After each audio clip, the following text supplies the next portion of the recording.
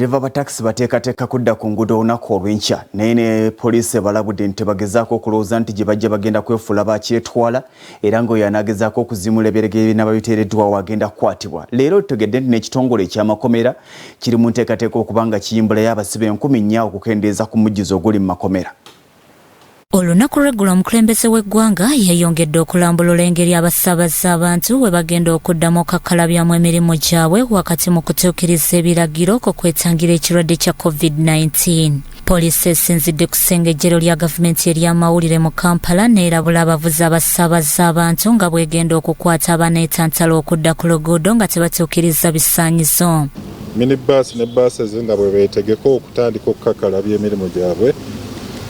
Twagala okubasaba nti nga bwe bakuba enfuufu ku mmoloka zaabwe bagezeeko okulaba nti bamakanika bazeeke bejja okulaba nti ziri mu mbeera nnungi nga wakava mu muggalo guno ate oleme okutaataaganyizibwa bapoliisi baffe aba traffic abajja okukukwata olw'okuba ovugisa ndiima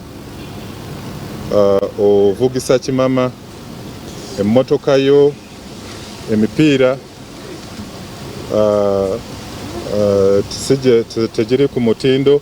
Abagoba b'emmotoka ezisaabaza abantu bagenda mu maaso n'okuwawula ebidduka byabwe mu kadde kano ewamu n'okwewandiisa nga KCCA bwe yabalagira. Mu lukiiko lw'elumu bo ab'ekitongole ky'amakomera balangiridde nga bwe balina abasibe abasoba mu 4,000 be bagenda okuyimbula nga bano baali basalirwa emisango n'okutwalibwa kwa limanda mu makomera ag'enjawulo olw'okujeemera ebiragiro bya pulezidenti. Era n'abo abantu abawera 4,000 omukulembeze w'eggwanga be yagamba nti bo kafyu tebagitegeera oba n'okumenya ebiragiro ebirala ebikwatagana ne COVID-19.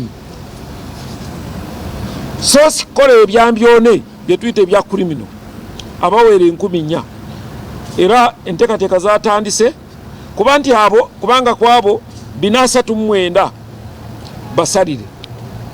So n'olwekyo abo bagenda kukolebwako sebawolereza wa gavumenti.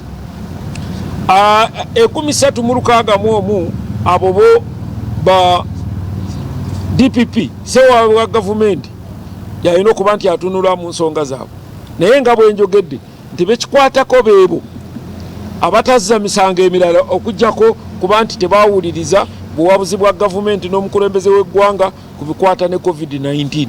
Gwe bw'oba wabba watta omuntu walwana ewaka ebyo tebitukwatako ojja kuleremba n'emisango gyo nga bulijjo bwe tubadde tukola. Ebitongole by'ebyokwerinda mu ngeri y'emu birambisa enjawulo wakati wa Zaakedi ne Zimolo ezakkiriziddwa okuddamu okukola. Awamu n'abatambuza emirimu gyabwe mu shopping malls, kigambo kya luzungu, wabweru abo abali mu arcade bajja kuba nabo batandika okukakkalabya emirimu gyabwe. Tulina obulabe nti wogenda kati emmanga mu downtown ojja kusanga nga enkola eyatonsemberera nga yo baagiviirako ddala. Ekirwadde kijja kumala kugwayo then batandika okuwoza gavumenti eriwa. Webuzibidde olwaleero ng'abantu abawerera ddala 489 be baakazuulibwamu n'ekirwadde kya COVID-19 oluvannyuma lw'abantu abalala 32 okuzuulibwamu n'ekirwadde kino olunaku lw'eggulo. Bikusakiddwa Eric Sebalamu, Crystal TV, Omunnyo.